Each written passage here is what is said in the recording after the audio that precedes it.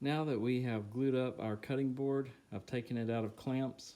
And the next step is to fill the dowel holes, those alignment holes, on the outer two edges of our cutting board. And so that is what the 4 oak pins are for that we had. So what we'll do is we'll take these red oak dowel pieces and we'll glue those into those holes, and then we'll sand these flush, and you'll have some red oak accent buttons on the sides of your cutting board.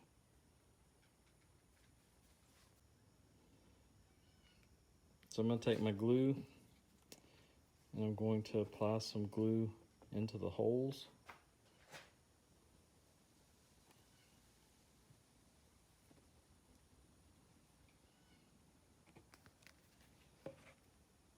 I'm going to use my craft brush.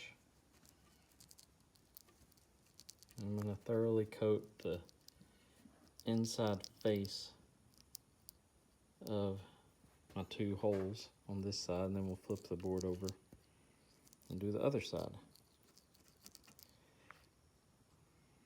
Again, we'll have a wet rag, so any of this glue that we get on the edge of the cutting board will be okay. We'll wipe that off. So now I'm going to take my red oak dowel.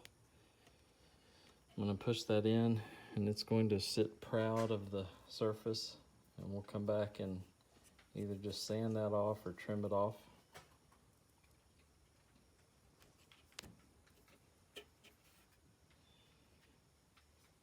And now I'm going to flip the board over.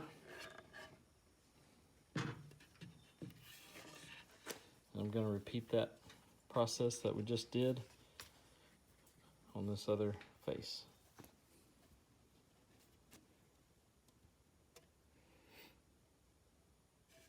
Okay, now I'm going to get a damp rag. I'm going to clean this up, and in the next video segment we will be talking about sanding our cutting board and actually sanding our cutting board.